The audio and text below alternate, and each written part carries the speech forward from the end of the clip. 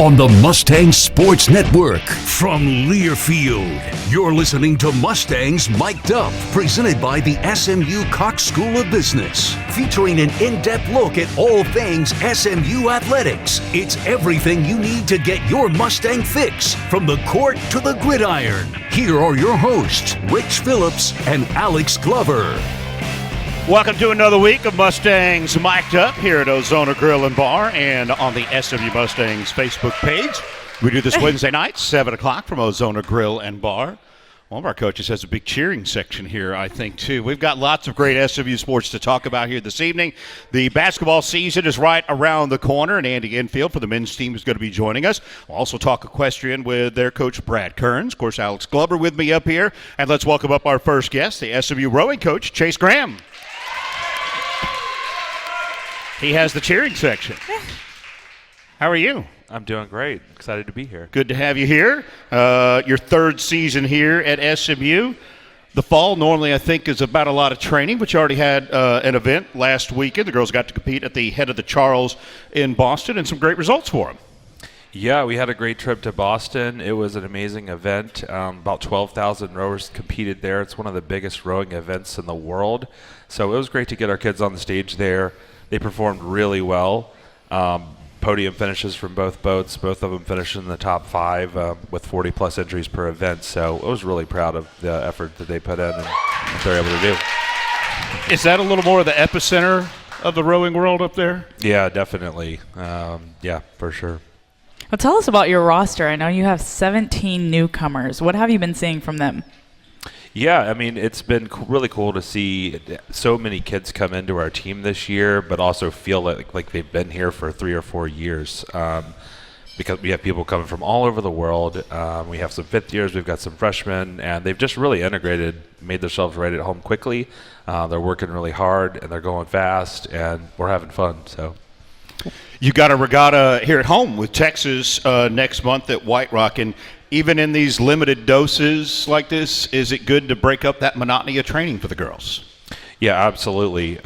We break each week up. We break the fall up. We're in the big boats. We're in small boats. We're on land. We're in the weight room. So we got a lot of variety going on to, keep things interesting for sure. And definitely excited when you got the University of Texas coming to visit us on White Rock, kind of a perennial top 5 program in the country. So. And you've built elite boats both here at SMU and Duke. What is the biggest selling point when you're trying to get these student athletes to come to Dallas and SMU? Student athlete experience, I would say. The city of Dallas, the SMU, the academics, the student athlete experience that we create, that the athletic department has. I think kids come and visit here and they're like, yeah, I want to be a Mustang. Mm-hmm. So. You mentioned the training. What does a typical training week look like? How much is dry land? How much is on the water? And how many different things on dry land are they doing? Mainly when we're on land, we're in the weight room twice a week. Or we're on the ergs, the indoor rowing machine. So we're on those probably 2 or 3 times a week. And then we're on the water 4 to 5 times per week. Yeah. Cold, hot, doesn't matter? Yeah, pretty much doesn't matter. We're out there training in it. We're racing in it. So unless it's frozen out there, you can see us out there. And then SMU made history racing at the Head of Charles in Boston. What did that moment mean to you and that experience? It just meant the most to me to see our kids thriving. They've been working so hard this fall. We've really been kicking their butts, I would say, every week. So I think for them to go up there and their teammates that stayed here at home, to see them have success against their peers within the ACC, within the Ivy League, with some of the best teams in the country, it meant everything in the world. And they had fun doing it. So that's just what you want to see, them having fun, them having success, and enjoying the fruit of their labor, really. It's kind of, your schedule is kind of somewhat like football in that there are not nearly as many opportunities as, say, volleyball or basketball has. How much do you impress that upon your athletes of how important every single event is? Yeah, absolutely. That was the big thing that we stressed before the race this weekend, was just we race each other all the time. So we race every day in practice, but you don't get to line up against external competition every day. We only get to do this a few times. And for some guys, it was their first time in Boston at all. They're definitely their first time at Head of the Charles. So it was like, let's make the most of this moment, and they did that. So that was great. And then also going off of what Rich said, last year was the first year in the ACC. What can you say you learned about that transition? Well, coming from Duke, where I was for 8 years as associate head coach, just well versed in the ACC world. So it was like going back home for me. I was super pumped about that move, obviously, for many reasons. But yeah, it was good to see that the conference championship was just the best I'd ever seen it. After I've been in it for 9 years now, and to have the other teams that have joined in Stanford and Cal and us. It's one of the premier rowing conferences in the country. So great to be a part of that. Great to thrive in it, and just excited to see what we can do this year. And your second varsity A did get to the grand final last year. That's got to be a huge accomplishment first year in the league. Yeah, absolutely. Those guys had an amazing season. They raced really well in the final, and I think they believed in each other. They had 100% trust in each other, and you could feel it and see it in practice every day. And we thought that they could do a really good job, and they did. So look to build on that this year. All right, Coach, are you ready for the Mustang Minute? Ready to go. Here we go. Early mornings, do you get coffee first or straight to the lake? Absolutely. I got the coffee made the night before, so it brews at 5:30, and I come down to a hot pot every day. So you put the pot in the night before. How do you prep that the night before? Well, I put the filtered water in, and then I put the Costco grinds in there, and then at 5:30 it just brews a pot in the morning. You're not a whole bean grinder guy? I've been there. But, that's where I am. Oh, good. But I'm just like that. It's set the night before. Has to be. Yeah. Best rowing city in America to compete in? Well, Dallas, of course. Favorite hidden gym breakfast spot in Dallas after a morning practice? Oh, hidden gem? I'd say Shug's, because that's where we like to go a lot, but it's not hidden. A classic. So, yeah. Go-to music when in rowing practice, and I say this because I played volleyball and I always heard y'all going on the ergs, right? Yeah, in the room. So can you tell us about that experience, and then what's your go-to music? Oh, wow. Great question. The experience for us is just, we're in there for 2 hours erging, and it's really hard, I think, physically. So the music keeps the energy up, keeps it positive, and we just like to be surrounded by that. And, I think it helps us focus in when we're out there on the race course, when there is a lot of distractions that could be there. What kind of music? I love it all. Let's get some Metallica going. All right. AC/DC, yeah. I'm in. Signature race day superstition or routine you swear by, if you have one? Oh, that's a great question. I think it's just going through the boats, from bow to stern, and checking everything over 50 times with my coxswain usually. Just doing that and feeling good about what's coming up. Yeah. And last one, if you weren't coaching rowing, what sport are you coaching instead? Probably football. That's where I started out as an athlete. Okay. Loved it. Had great coaches. Would definitely go back to that. So, love that. Yeah. How'd you get started in rowing then? Because football was in the fall, and I had some football teammates that their older sister was on the rowing team, and so my junior high was through 9th grade, and you could join the high school rowing team.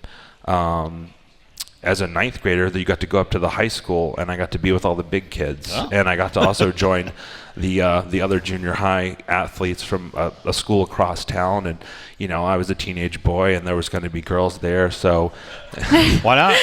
I won't lie, I was interested in that as a junior high male, but also just racing boats, sitting on top of the water, going fast, was also really cool, and just working hard. So I did that as kind of cross training for football, and then I was just like, I'm not going to make it as a D1 football player, but I can do a lot in rowing. So that's the path I chose. What would you say you want the culture and identity of this team to be? Yeah, I think just hardworking, relentless competitors, great teammates. Love to come to work every day, and I love the sport. After 4 years, we train really hard, early and late. So I think it's just important to have fun doing it, and that's kind of the culture we want to provide as a coaching staff, while also kind of pursuing the goals of being one of the top ACC programs out there. All right, let's do a little rowing 101. Okay. Because I'm sure many of you are like me and don't know rowing like the back of your hand. All right, you got 2 different boats, right? Yes. Tell us about them. Well, we've got an eight-man shell, which is really a 9-man shell because we can't forget the coxswain. They got to steer. They got to give the commands, and huge job for those guys. Those boats are about 60 feet long. We've got a 4-man shell, which also has a coxswain, and that's about 45 feet long. Obviously 4 oars for that one, 8 oars for the 8.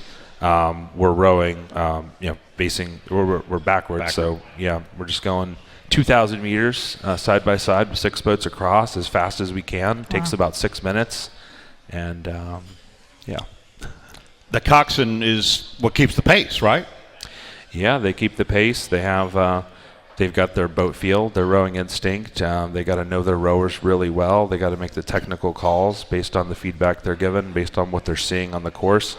They're hugely athletes just as much, mentally very sharp, and they've got to deal with a lot. They got to deal with me yelling at them every day and also doing their job. So, yeah. Is there any steering, or is that all about keeping the pace steady and keeping the pace the same side to side? Yeah, so there's a fin and rudder in the boat, so they have steering controls. And the coxswain does that? Yeah, the coxswain has that. The technique can affect the steering a little bit, but the coxswain mainly does it. These things aren't, they're not spinning around. You're not able to turn and go back, right? Oh, well, that's what going down the Charles River, we were just weaving and winding down that. Oh, yeah, there's steering was a huge part of it. It was almost 5,000 meters, and they send 45 boats. Wow. Every 10 seconds. There goes a boat, and it's like our crews passed a cumulative between the both boats. They passed 20 boats in this race. Wow. Which is kind of crazy, actually. Are there many races that are like that? Many regattas that have turns, or the most? So the fall season's kind of like that, where it's the longer distance and it's head race style, and the spring is sprint, and so we're side by side, 6 to 8 boats across. So that's our main thing. But the fall head racing season was kind of just brought about in the past to keep training interesting and make it fun. And then as far as training, I know y'all erg a lot, but what other things do you do? I've seen the stadium sometimes. I don't know if that's still a thing, but it's not just all upper body. So can you tell us what a typical training week looks like? Yeah, no, we'll do a little bit of everything. We'll do stadiums. It's full body for sure. So we're doing squats, deadlifts, military press, pull-ups, all kinds of core. Everything, running, anything that's mentally and physically very challenging, things that bring them together as a team so they can get through this hard thing together. They build trust, and they just, they build mental toughness, things like that you can use for fitness training, but also just for toughness and culture. Yeah. So you're kind of juggling those things while trying not to get too crazy. How do these ladies get started? How do they get started doing this? Oh, yeah, that's a great question. For what, you got to be lucky enough to maybe be in an area that has rowing. I grew up in West Virginia. There's 2 high school rowing programs in West Virginia, and they're both in my city. There you go. That's so, I was lucky enough that someone, I'm just south of Marietta, Ohio, which is the first settlement of the West in the United States, and someone brought rowing there in the 1870s. And so it trickled down to my high school. So there was 3 within a half hour, 3 teams. So, some of these guys are from Boston, they're from San Francisco, or they're from, big rowing countries like New Zealand, Australia. It just culturally, being in a spot that has it, because not everywhere does. And then, a lot of guys come from swimming, or they come from other sports, cross country, soccer. Football. And, it finds us almost. Well, I find it fascinating that you passed 20 boats this past week, and I had no idea that they had events that were like that. Now I got to go see the head of the Charles, it sounds like. Sounds like an awesome event. Absolutely, yeah. All right, Chase Graham, SMU rowing coach, thanks for being with us here tonight. Thank you. And thanks to your cheering section to come out. Thank you, Chase. Thank you. That is Chase Graham, SMU rowing coach, joining us here on Mustangs Mic'd Up. College football is back. Simplify your tailgate planning and upgrade your game day at the biggest SMU games this season. Full-service tailgates are selling fast. Contact Rebel XP at 214-935-1683 or visit rebelxp.com for more info. We'll talk to Equestrian coach Brad Kearns coming up next year on Mustangs Mic'd Up. Welcome back here to Mustangs Mic'd Up on the SMU Mustangs Facebook page and here at Ozona Grill and Bar. We're brought to you by the SMU Cox School of Business. Preview the SMU Cox School of Business MBA, Specialized Masters and Graduate Certificate programs at our Fall Preview Day on November 8th. Learn more about our top-rated programs, hear from current students, and tour the campus and our facilities in the David B. Miller Business Quadrangle. Register at smu.edu/Cox/Mustangs. Moving on here on Mustangs Mic'd Up, let's welcome in SMU Equestrian coach Brad Kearns. How are you? Very nervous. Why are you nervous? I know Alex makes a lot of people nervous. So. No, I don't. No, It'll no, be easy. she doesn't.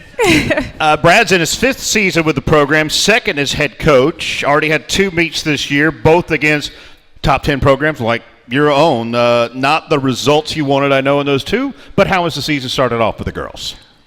Well, I think when you agreed, not the results that we wanted, but, the beginning of the season, you're learning. And sometimes you lose to learn, and you figure out where you're at, where your weaknesses are, and what you need to hammer down more.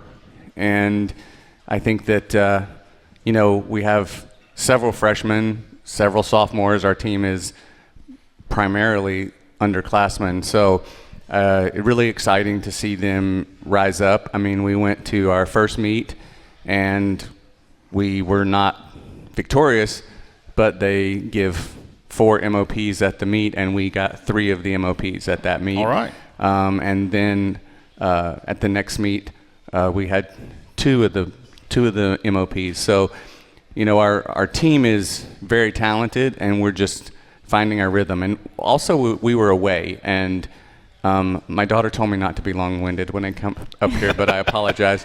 But when you're away at an equestrian meet, it is such a different deal than being away at a football game or a basketball game, because it's not about the home crowd. It's your competition happens on a 1,000-pound animal that you meet, and you get to practice for 4 minutes, and then you have to go on Dancing with the Stars and do a whole routine. And so, the animal can't speak or anything, so you just, it knows some tricks, and you just hope it remembers the tricks at the right time. And when you're away, you don't know that animal at all. So, it's a much different advantage. It's the ultimate home field advantage, I've always thought. Absolutely. And Coach, I want to talk about your schedule a little bit. Every single opponent you have for this season is ranked. What does that mean in terms of how high you've set the bar for this team? Well, I think that when you're trying to win on the big stage, you have to play the players that are on the big stage. So, you can go and be the big fish in the little pond, or you can try to be a big fish in a bigger pond. Mm-hmm. So you have to go play those ranked teams, see where you're at, see where they're at, and see what you can do to try to better them. Mm-hmm. Your first home meet, I know, is this Saturday, 10 a.m. against number 3 Auburn at the Dallas Equestrian Center. And you've got pretty good streak that's on the line here. You have an active horsemanship MOP streak, a Mustang earning the honor in each of the last 19 events dating to 2024. That's a pretty impressive run you have there, Brad. Well, I think I would be remiss if I didn't give a lot of credit to my daughter, who's in the audience, because she was an outstanding equestrian and had an outstanding run at SMU. 5-time All-American, 3-time Rider of the Year. So she did well, but then also our other girls really rise up. I mean, you played volleyball. You rise up to those that you surround yourself with. Mm-hmm. So if you're surrounded yourself with people who have high standards, then you raise yourself up to those standards. And our girls all look up to those upperclassmen and try to aspire to be like them, and they really work hard. I mean, the team this year is really, really working hard. I mean, they're Coach, can I come for extra practice? Can I come for extra practice? I'll be there. My classes are this and this. Can I be there at 6:30 in the morning? And we usually start at 8. So they're really putting in the time. What can you tell us about the makeup of this team? You have 26 returners from last year's national runner-up team. What have you seen from them from a leadership perspective, and then also from the newcomers? I would tell you the newcomers are very exciting because they came in and they came in with no sense of entitlement. They came in with, we are the freshmen and we want to know what the rules are and we want to know what the expectations are, and we want to try to fulfill those or exceed those. And the upperclassmen were very good at, two of my two Western team captains are in the audience tonight, and they set the bar so high, and our jumping seat captains from last year set the bar so high. And every year you look at the team. When I first started here, 5 years ago, whatever, you look at every team and you're like, oh, this is the best team, and I'll never love another team as much as this team. And then the next year, another team is there, and they're all different, but it's like your children. It's like having 3 children, and you love each one, and you're like, I can't love more than this one, but I can't love this one more.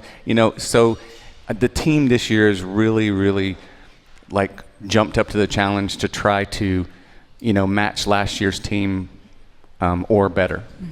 You mentioned your 5th year. You started as the Western coach here, part of 2 national championships. I noticed he's got a little bit of hardware he wore for us here this evening.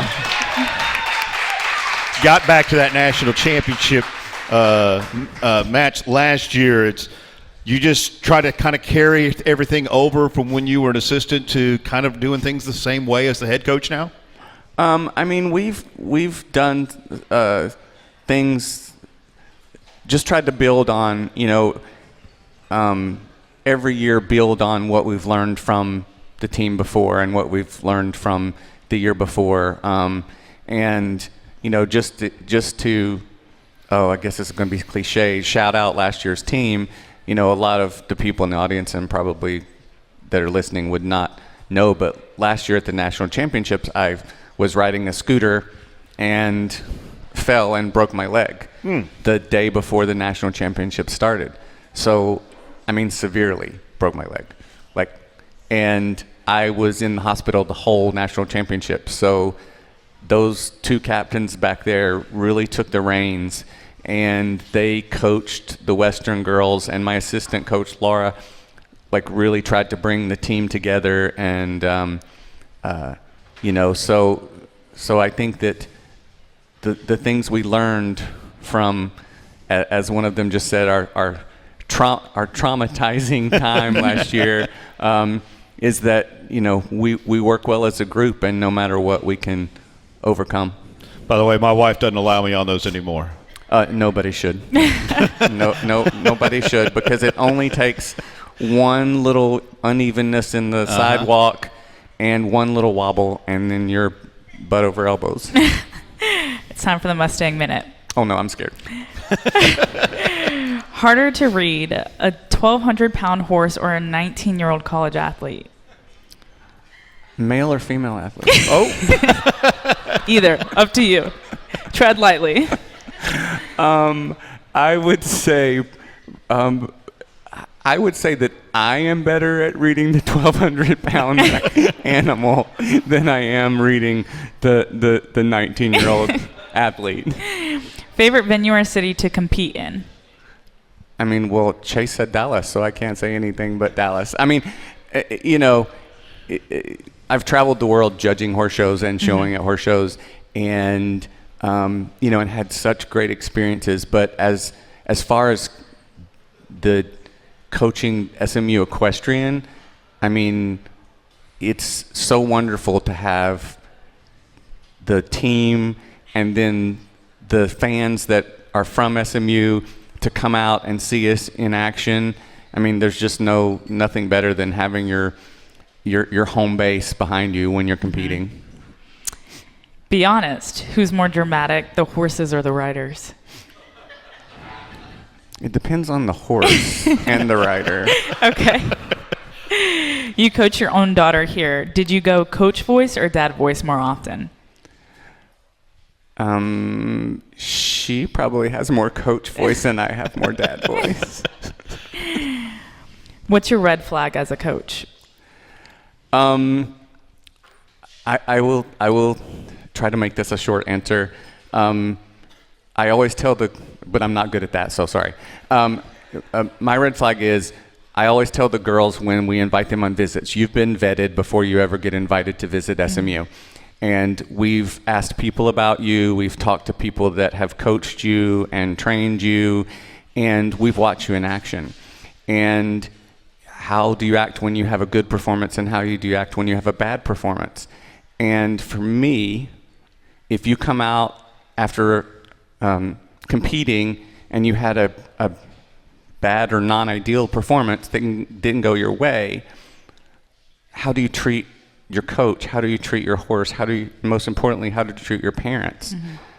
You have a right to own your feelings.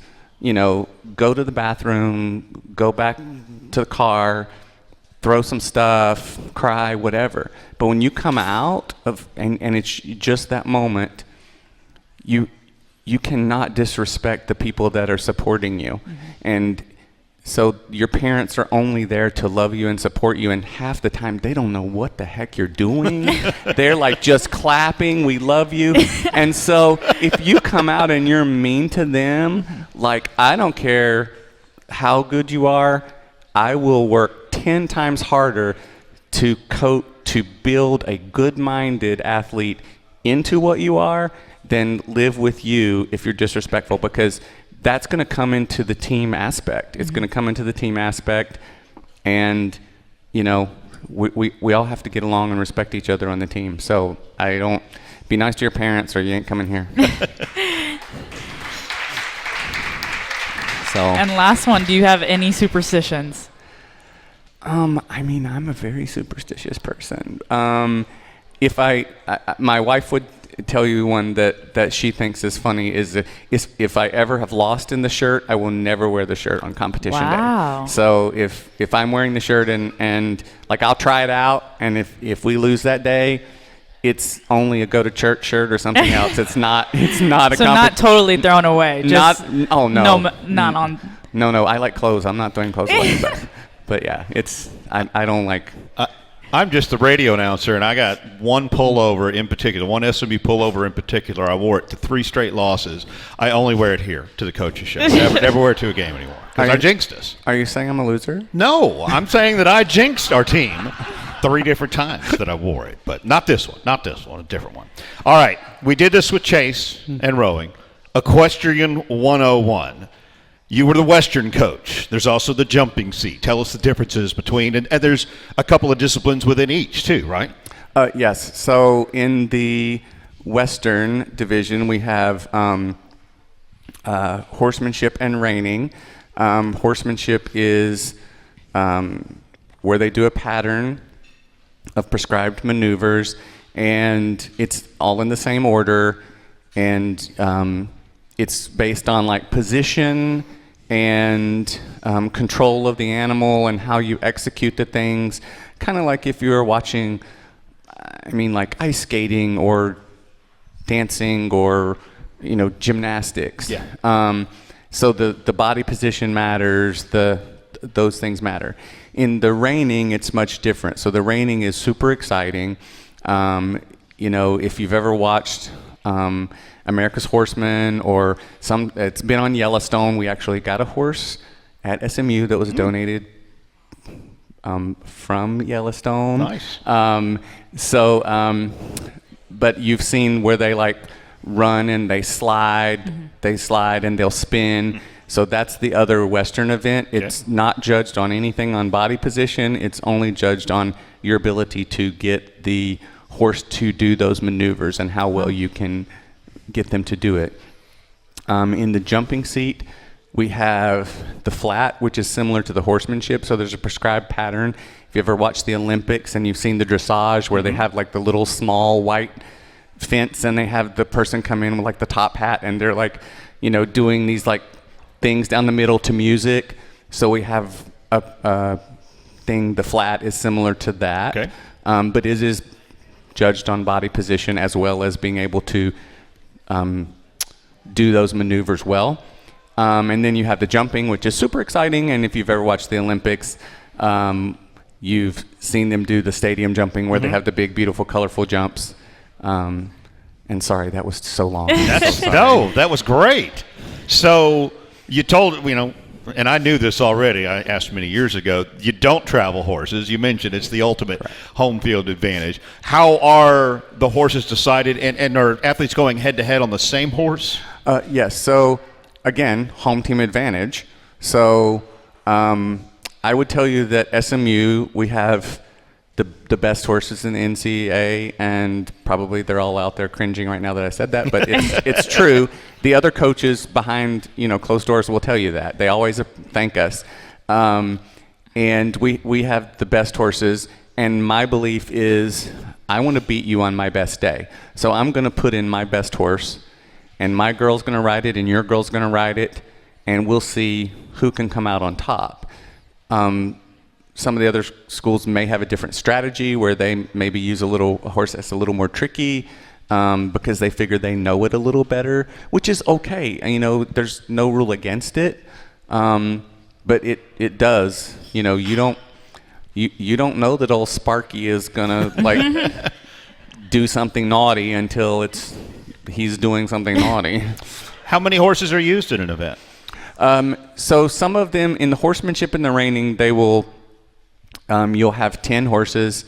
5 horses will do the reining, 5 horses will do the horsemanship, and then you have 2 girls from each team that ride those horses. So 10 girls, each rides horse, like Sparky, number 1, let's say girl number 1 rides Sparky, and then you go through 1, 2, 3, 4, 5, and then there's a short break, and they change horses, and then rider 6 rides against rider 1, and then whoever had the highest score from the judges will get the point. And there's 20 possible points, so you hope you're the first team to 11, or if there's a tie, you just hope that you had the best scores overall. All right. Well, national championship. 2 years you won it. Last year you got to the national championship game, or national championship match. What will it take to get there for a 4th straight year? It's just going to take a lot of hard work. I think that, you have to put one foot in front of the other and, take the steps. We really practice at our house to practice with intent. And, my daughter will cringe because I reference sports and I'm not, I do horses because I was not good with bats and balls, okay? But I do read a lot. I'm the nerdy kid.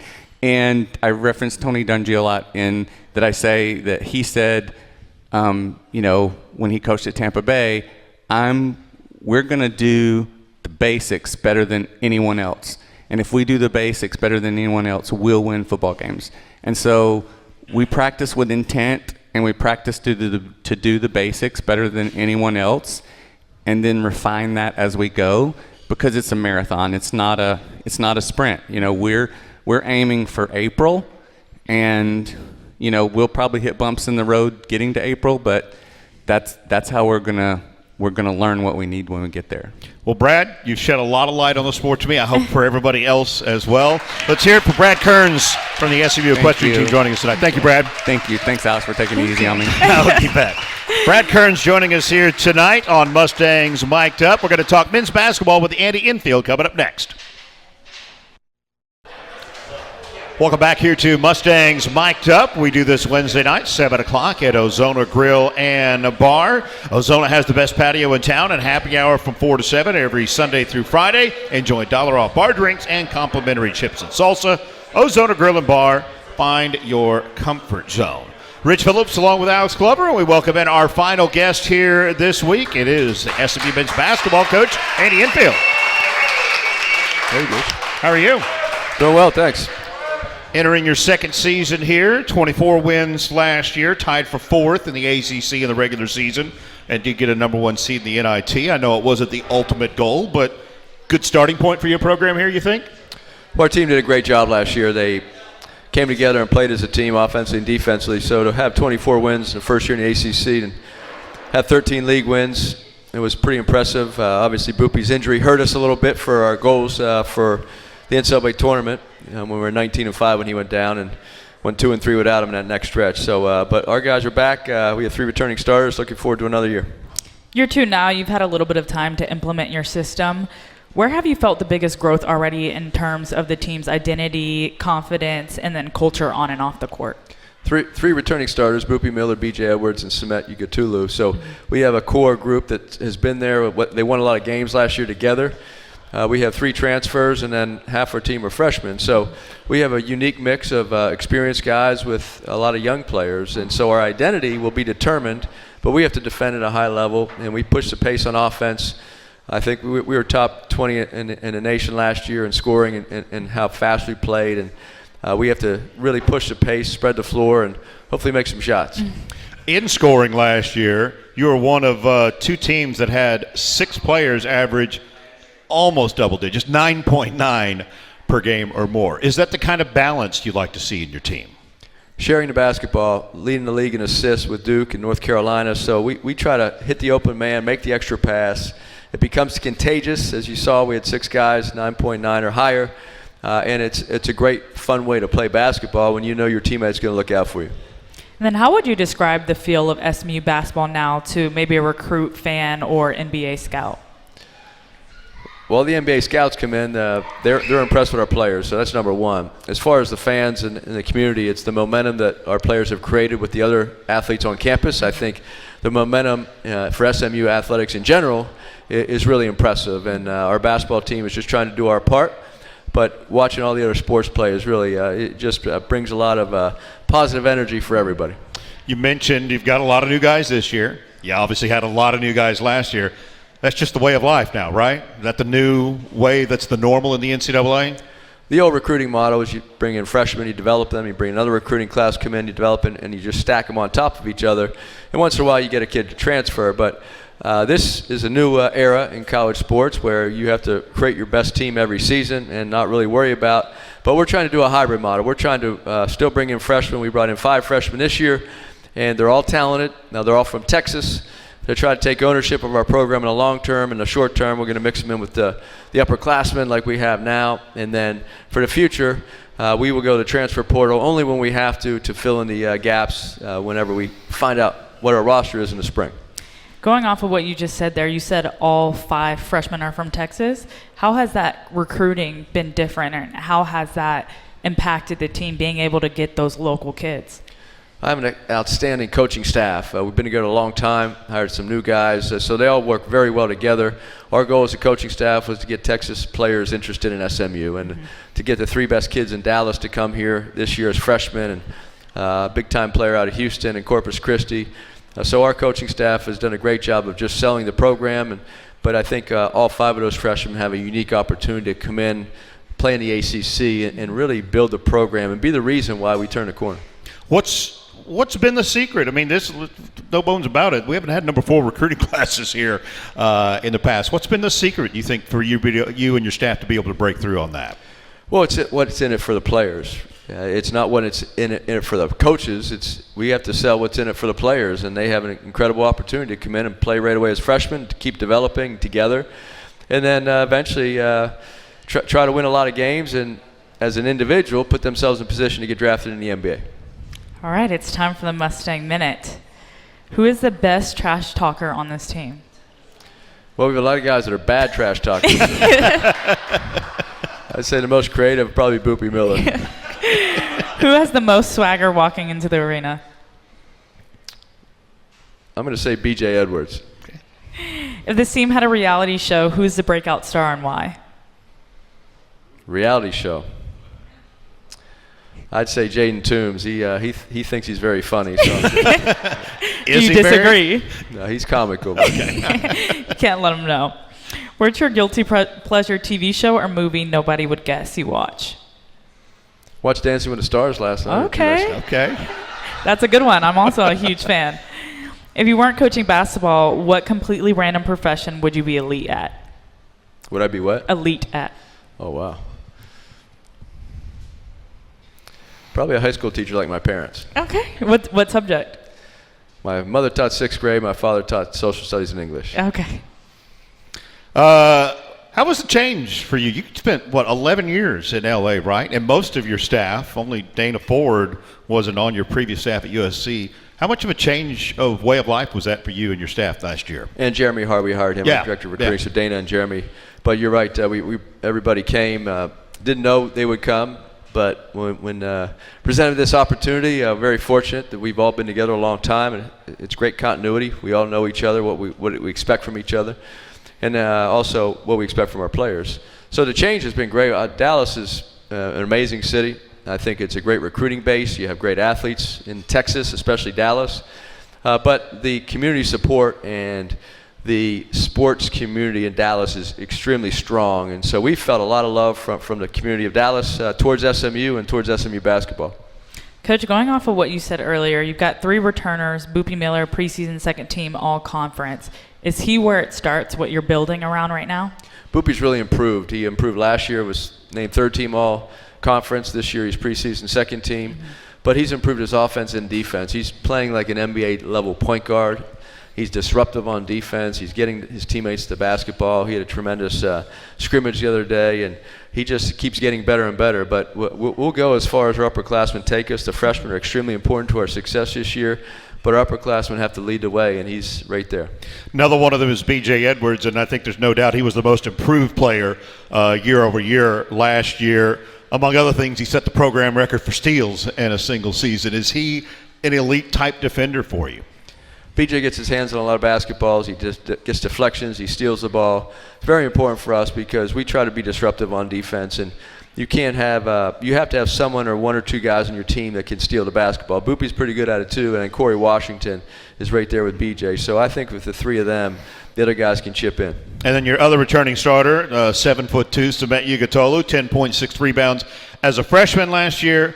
Not only new to college, new to American basketball, how much more assimilated do you think he is this year? Because he kind of came in on the fly with you last season. Yeah, Samet started school late, and then he missed the first couple of games when he was cleared by the NCAA finally. He had a great freshman year for us, averaged 10 and 6. It's hard to do that in the ACC as a freshman.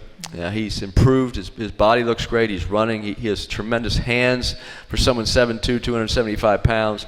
He moves his feet well. And his touch around the rim and his offensive skill have improved. So we expect a big year. We need to count on him every night. And last year he improved dramatically and then kind of hit a plateau towards the end of the season where he's still very efficient and helped us win. But we think his improvement has been significant in the offseason. And then you also have 3 transfers highlighted by Conference USA Player of the Year in Pierre. Obviously a big offensive addition to you. What does he mean to this team? Jerron's exceptionally talented and fast with the basketball in his hands, and he can shoot the ball from the three-point line. He has to be able to make plays for his teammates and score the ball. We'll rely on him as well, and he can play multiple positions, so we're looking forward to it. You mentioned Corey Washington a moment ago. He was second-team All-American Conference at Wichita State. I've seen him in a few practices and a scrimmage here. 100% effort on every single possession, it looks like, from Corey, isn't it? Yeah, one of our coaches today said we probably need to have a football helmet on him for practice because he sticks his head in there. He is nonstop. He had 3 offensive rebounds in practice today, just came out of nowhere, 3 in a row. You'll love watching him play. I know Matt Cross did that for us last year. Matt was spectacular and how tough he was and some of the loose balls and rebounds. And Corey does the same thing. Corey has a 6'11" wingspan, so he's a very good defensive player. You don't think he's going to touch it. He just reaches that long arm out there and either steals or deflects it. And he's a guy he's just a winner. He helps you win. Doesn't have to score the ball a ton. He can score it, but he's just a winner. And then Sam Walters, 6'9" transfer from Michigan. What's he add to your mix here this year? Sam's a great shooter from the perimeter, 6'9", very skilled, very smart player as far as knowing who he is as a player. Meaning he doesn't try to do too much. He can fit into a lot of different lineups. He can play multiple positions. So we're going to need his perimeter shooting. Number 4 high school class in the nation, something SMU has never had before. What made these players buy into SMU right away? Well, that's our job as coaches to present the opportunity for them and have them come here and accept it and try to do their best. So we, as I said, have a great coaching staff. But the Texas kids, SMU is an incredible place, and it was harder to sell the transfers last year because the players that grew up in Texas kind of stubbed their nose at us a little bit as SMU. Even though we're going to the ACC, they grew up thinking SMU was not good enough for them to come to, which is not the case, but that's how they thought. So we had to create some kind of brand recognition, and I think as we keep going, SMU becomes a more powerful regional brand as well as a national brand in all the sports. You mentioned Jaden Toombs among your freshman class. This is a guy that's not going to have to grow into his body, right? This is a full-grown man who's joining you as a freshman. That's a big kid. Jaden's 6'10", about 245 pounds. Is a true freshman, just turned 18 in the spring. He is exceptionally skilled for his size and a really good player. Let's talk about your non-conference schedule a little bit. You have Vanderbilt, Mississippi State, Texas A&M, and LSU, all away or neutral. How intentional was that when you were putting together your schedule? Well, we like some of them to be at home, but the ACC-SEC Challenge, they put us on the road at Vanderbilt. We have a return game at Mississippi State first, and then the Texas A&M, that is a neutral site here in Arlington, which is good for us because it's local. Our fans can come. And then the LSU game is a return. We played them in Frisco last year. We will play them in New Orleans at the Pelicans Arena. So that's a big stretch. 4 straight SEC teams, 2 under true road games and 2 neutral. That's a big stretch for us for an out-of-conference. And then year 2 in the ACC will start January 3rd. We just host some school called North Carolina that's coming to Moody Coliseum. What are your thoughts here, your second year? What are your thoughts on the league? Obviously, it was not quite what people thought last year, but it looks like a lot of schools have reloaded for this year. You never know, Rich, until you start playing. The out-of-conference is very important for our league this year. Your net ranking really doesn't change once you get into the league, so it's important that all the schools in the ACC win some games in November and early December.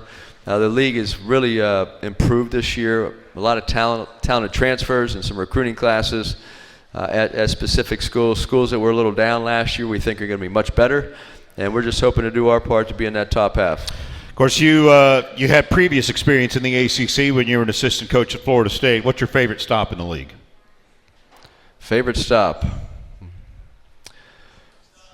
Probably Miami. I like the beach. Okay, fair enough. Got an exhibition game coming up Saturday, 2 o'clock against Oklahoma State at Moody Coliseum. First chance that fans can come out and see. What should they expect to see from the guys on Saturday?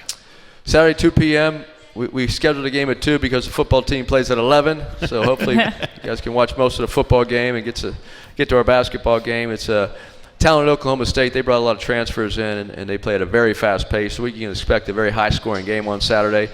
This is preseason, so we'll play our freshmen. We'll play our guys a lot of minutes. We'll mix with different lineups up. So, sure, we want to try to win the game, but in a preseason game, it's a great experience for our players to play together on our home court in front of some fans.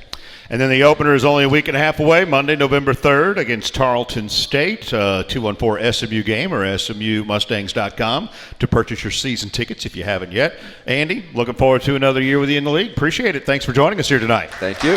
That is SMU men's basketball coach Andy Enfield joining us here on Mustangs Mic'd Up. All right, next Wednesday night we'll be back here at Ozona Grill and Bar. We'll talk volleyball with head coach Sam Erger, and also we'll have women's basketball coach Adia Barnes back here with us as well. So be sure you join us here again at 7 o'clock next Wednesday night. Alex, great being on with you again. Come see us here at Ozona next week for Mustangs Mic'd Up. You've been listening to Mustangs Mic'd Up, presented by the SMU Cox School of Business. Your inside look at all things SMU athletics. The preceding has been a Learfield presentation on the Mustangs Sports Network.